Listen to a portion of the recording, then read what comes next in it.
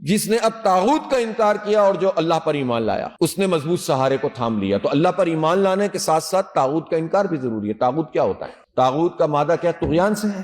طغیان بروزن فولان، یہ ہے مبالغے کا صیغہ، ایسا صیغہ ہے مبالغے کا جو اپنی سرحدوں کو توڑ دیتا ہے۔ اب ایک ہوتا ہے کافر جو کفر کرتا ہے، انکار کرتا ہے اللہ تعالیٰ کا، ایک مومن ہوتا ہے جو ایمان لاتا ہے اللہ پر، ایک فاسق ہوتا ہے جو اپنے گناہوں پر اصرار کرتا ہے، گناہ کرنے والا عاصی ہوتا ہے، اور جو گناہوں پر اصرار کرتا ہے، گناہ بدلتا نہیں ہے اور اس پر ڈٹ جاتا ہے، وہ فاسق ہوتا ہے۔ لیکن اس کی بھی ایک سپرلیٹو ڈگری ہے، وہ ہے طاغوت، جو نہ صرف انکار کرتا ہے بلکہ خدا کے مقابلے میں آ کر کھڑا ہو جاتا ہے نعوذ باللہ، اور کہتا ہے کہ اللہ کی بات نہیں چلے گی، میری بات چلے گی، میرا ورلڈ آرڈر چلے گا، میری طاقت کو تسلیم کرنا پڑے گا۔ وہ سامنے آ کر کھڑا ہو جاتا ہے۔ ہمارے بہت مفسرین نے طاغوت کا ترجمہ شیطان بھی کیا ہے، بت بھی کیا ہے، لیکن ان ترجموں سے بات پوری واضح نہیں ہوتی۔ طاغوت کا مطلب یہ ہے کہ وہ طاقت، وہ قوم، وہ فرد، وہ ملک جو انسانوں کے اوپر اپنی خدائی کو قائم کرنے کی بات کرے عملاً، اور کہے کہ میرے بغیر مسئلہ حل نہیں ہوگا، بس میں ہوں، اور وہ اللہ اور اس کے رسول کے برخلاف ہو،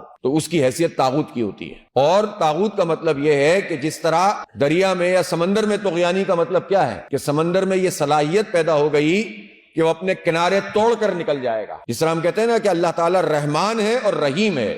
رحیم کا مطلب یہ ہے کہ اس کی رحمت کو دوام حاصل ہے، مسلسل ہے، مستقل ہے، اور رحمان کا مطلب یہ ہے کہ اس کی رحمت کنارے توڑ کر آتی ہے، پوری قوت سے آتی ہے۔ جس طرح طغیانی ہے، طوفان ہے کہ وہ پوری طاقت سے آتا ہے، تو طغیانی کا مطلب یہ ہے کہ کنارے توڑنا۔ انسان کی حدود ہے بندگی، لیکن انسان اس بندگی کی حدود کو توڑ کر خود خدا بن جائے، اس کا مطلب یہ ہے کہ وہ طغیان میں مبتلا ہو رہا ہے، وہ طاغوت ہو گیا۔ اذهب الى فرعون انه طغى، موسیٰ علیہ السلام سے کہو کہ وہ طاغوت ہو گیا، اس کے پاس جاؤ۔ وَلَقَدْ بَعَثْنَا فِي كُلِّ أُمَّةٍ رَسُولًا أَنِ اعْبُدُوا اللَّهَ وَاجْتَنِبُوا الطَّاغُوتَ، ہم نے ہر امت میں رسول بھیجا تاکہ وہ اللہ کی بندگی میں لوگوں لے کر آئیں اور طاغوت کا اجتناب کریں۔